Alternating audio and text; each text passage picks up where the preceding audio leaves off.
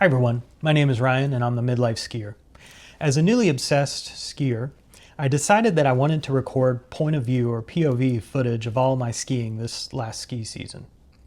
Last summer, I did a bunch of research on action cameras and chose to go with the GoPro Hero13.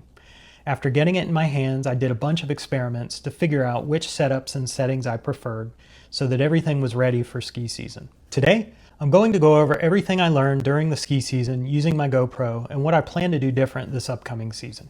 Let's get into it.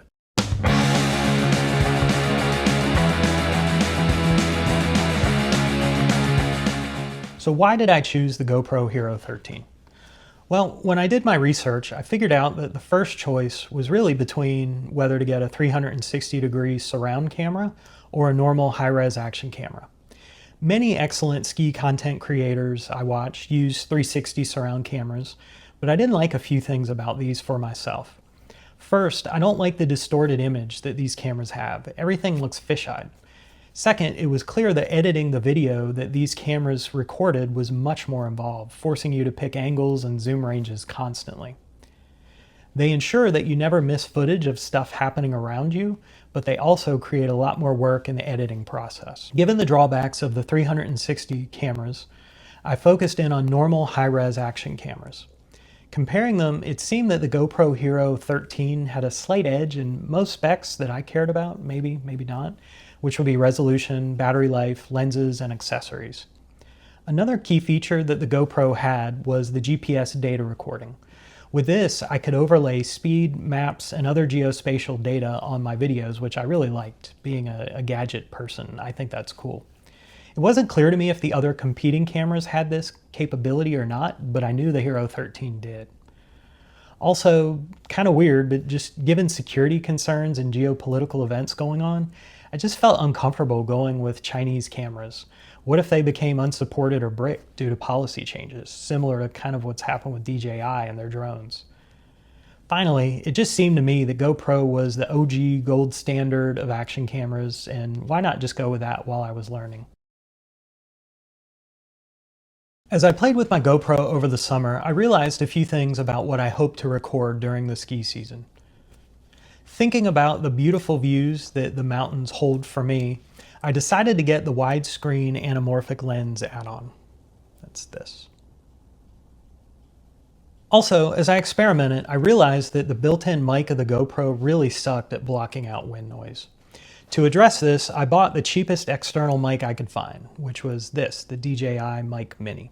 With the Mic Mini, I've connected it to the GoPro via Bluetooth, put a windsock on it, and mounted it to the chin strap of my helmet. With this setup, the wind noise got much better. From my experiments, I also quickly realized that the battery life wasn't too good for the settings I preferred. More on the settings later. With my settings, I was getting about 60 to 80 minutes of recording time. With this in mind, I realized I was going to need to carry several extra batteries with me, so I bought 3 extra Enduro batteries. With the long recording lengths I intended to do, up to 4 hours per day, I also realized that I needed a very large memory card. So I got a 512 gig micro SD card. It used the SanDisk Extreme Pro micro SD XC. And by the way, yikes on how much the price for these cards have gone up in a year. I just looked at it and it's almost tripled from what I paid for it a year ago. Oh well, I guess we can thank AI for that. Finally, I also figured that since I would be recording in very cold conditions, I should try out the Hoodie Cam GoPro cover. You stick the camera in here and this covers it to keep it warm. The first thing I wanted to figure out was my preferred mounting position for the camera. For me, I looked at several options. The first was chest mounted, which to me always looked weird. The footage looked like it was almost crotch level, and it tended to be more unsteady. So I don't like chest mounted. Second, there's the option of using a selfie stick, but to me that looked awkward and it looked like it would demand kind of a level of skill that I didn't have, being able to ski with just one hand holding a pole and the other holding the selfie stick.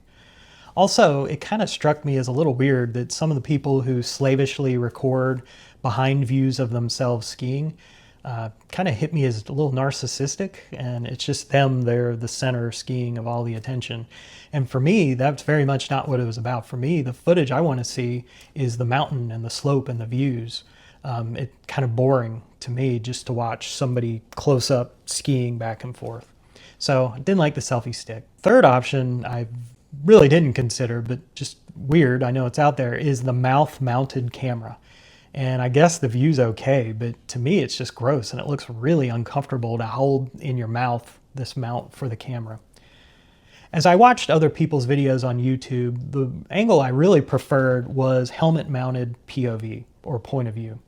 I felt this was the most comfortable position for a new skier like myself. And I also prefer the point of view as it most easily allows me to relive the memory of the skiing experience. It feels like I'm right back there when I rewatch the footage.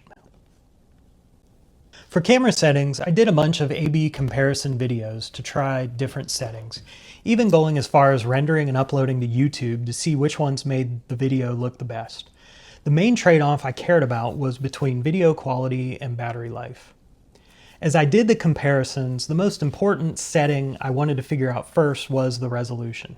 In this case, I opted for the highest the Hero 13 allows, 5.3K resolution, after being able to see the difference even when uploaded to YouTube as a 4K video. Other settings I settled on. I used a 16:9 aspect ratio since I was recording for YouTube. I used 60 frames per second recording rate to capture action with minimal blurring. I used the Linear Plus digital lens to make sure there was no picture distortion at the edges of the video. I used horizon leveling and hypersmooth to make the movement as smooth as possible with very little shaking of the video and keeping the horizon level. Finally, I used the 10-bit bit depth and standard bitrate for good video quality without totally killing the battery life. Overall, I was really happy with my setup and stuck with it through the entire season. Doing experiments and the A/B comparisons the summer before really helped me get the kinks out and have things go fairly smooth. One thing I did change as the season went on was how I recorded during the ski day. I started off just leaving the camera recording continuously. This was okay, but it ate up the batteries and made editing harder since I had to download and edit these large video files. I also found out that when you use the GoPro app on your phone or iPad, it has a video size limit. Because one battery length of recording at the settings I was using greatly exceeded this file size, it would split the file up into 3 separate files when downloaded. This made editing even harder if the video segment I wanted was now split across different files. It also got confusing using GoPro Cloud because Cloud would show it as the original one long video, but when you downloaded it, it would then split it, so you would see 2 versions of the same video depending on if it was local or in the cloud. Given these issues, I decided to start and stop recording at the beginning and end of each ski run instead of just leaving the camera recording constantly. In order to easily start and stop recording, you can of course just use the button on the camera, up here. The problem with this is that if you have gloved hands and the camera is mounted to your head on a helmet, it's really hard to find and push the button. The next obvious way was to use the app on the smartphone to connect to the camera and use it to start and stop recording. This worked fairly well, but I discovered a big problem with this approach. It turned out that my iPhone could not connect to the GoPro if my phone did not have a good internet connection. 3 separate times, I was in places with either dead or really bad phone connections, and all 3 times the phone could not connect to the GoPro all day until I got back in a place with data coverage and internet, no matter how many times I reset the connection. This doesn't make any sense to me since the phone should just be talking directly to the camera with no need for the internet, but it was the case every time. After the first time this phone connection issue happened, I decided to get the GoPro shutter button wrist mount accessory. This, just kind of one big button that you push. This connects via Bluetooth to the GoPro and allows you to start and stop recording by pushing one large wrist mounted button. I figured this would be a simpler connection and more reliable than the phone connection.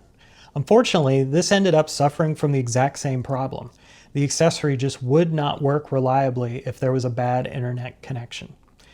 It was also awkward to find and hit the wrist button underneath my ski jacket, so I quickly abandoned this accessory. As a last resort, I finally figured out how to use voice commands to get the camera to start and stop recording. GoPro, start recording. Once I figured this out, this became my go-to approach. It took some time to get this approach reliable though. One thing I learned while using voice commands was that they always had trouble when I tried doing it near a ski lift terminal. I guess the lift terminals are loud, so it has trouble hearing the command. I figured out that if I just did the voice command on the lift before getting to the top, or if I waited to get 20 to 30 feet away from the lift, it worked much better. Another issue with this approach is that the camera is supposed to beep once when it starts recording and twice when it's stopping recording. Sometimes with voice commands, it doesn't beep at all, so you have no idea if you just started or stopped recording. A final issue here was when my wife got her own GoPro. When we were together, we were constantly accidentally starting and stopping each other's cameras with the voice commands.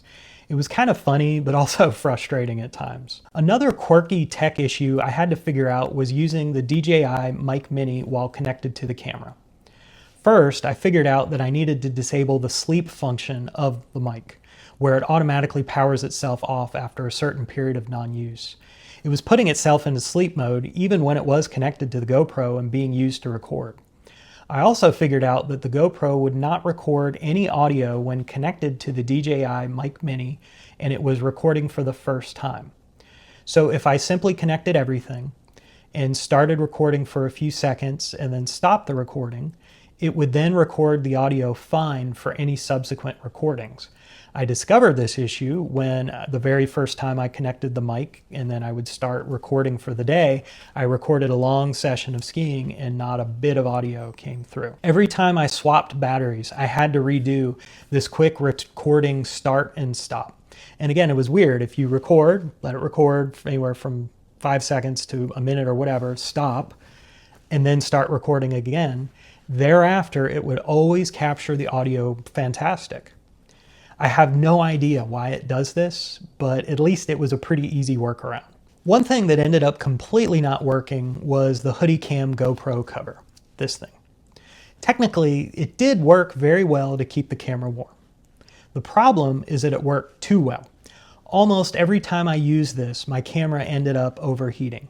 This even happened one day when it was close to about 0 degrees outside. The only use I found for the hoodie cam was when it was raining and or icing. It did do a good job of protecting the camera from the rain and ice, making it easier to swap batteries and not have the camera encased in a solid block of ice. I really wouldn't recommend the hoodie cam. It's trying to fix an issue that doesn't exist, at least not on my Hero13. My battery life ended up being the same whether it was used during the summer or the coldest ski day without using the hoodie cam. Another minor thing that didn't work well for me was the GoPro dual battery charger for the Hero13. That's this thing. When I bought the extra Enduro batteries for my Hero13, I realized I would need a way to charge all of these batteries quickly and hopefully simultaneously. I didn't want to be stuck swapping batteries one by one to recharge them. So I bought the GoPro dual battery charger, figuring it would simplify charging. It turned out this charger sucked pretty bad. When I put in 2 batteries, it would slowly charge one battery, but not the second battery. I figured, okay, well, it'll charge the second battery once the first one is fully charged. Nope, it would just sit there and leave the second battery uncharged, even many hours later. After trying everything I could think of, I finally realized there was just no point in putting more than one battery at a time into the charger, making it completely useless for my purposes. I went on Amazon and I found a third-party charger that charges 3 batteries simultaneously. It's this guy. It's called the Cymic battery charger. This worked much better and even had cool graphics to show exactly what's going on while it's charging the batteries. Basically, don't waste your money on the GoPro dual battery charger. It sucks. One accessory that really did work well was the anamorphic lens. This guy, popping it onto the camera. This worked great and gave really high quality widescreen video. I used this on sunny Bluebird days and was very happy with the resulting shots I got. One known issue with the anamorphic lens is that it makes it almost impossible to connect via Wi-Fi to your smartphone while it's on the camera. You can connect via Bluetooth to control the camera, but if you want to connect via Wi-Fi to either get a preview on your phone of what the camera is seeing or to download videos, it's not going to work. Therefore, you're not able to download these videos to your phone and you can't get the video preview on your phone with this lens in place. I knew this from my summertime experiments and just used voice commands while I had this accessory in place. What will I do different this upcoming season now that I have this hard-earned knowledge? One thing I want to try is to go with slightly wider angle camera lens settings. I used the linear plus mode last season, but I'm going to try out the normal linear mode as well as the wide mode a little more this season to try and get a little wider view and maybe capture the tips of my skis while skiing some. Obviously, I won't waste my time on the hoodie cam or on the shutter button accessory this time, although I feel like I should try a little harder to figure out the shutter button. Maybe I was doing something wrong there. I may also try out the new higher capacity GoPro Enduro 2 batteries that just came out, as well as the new GoPro wireless mic to see if this can fix some of the quirks I saw with the DJI Mic Mini. Whatever I end up doing, I'll report back here to let you know what I find. So with that, I hope you have a great day.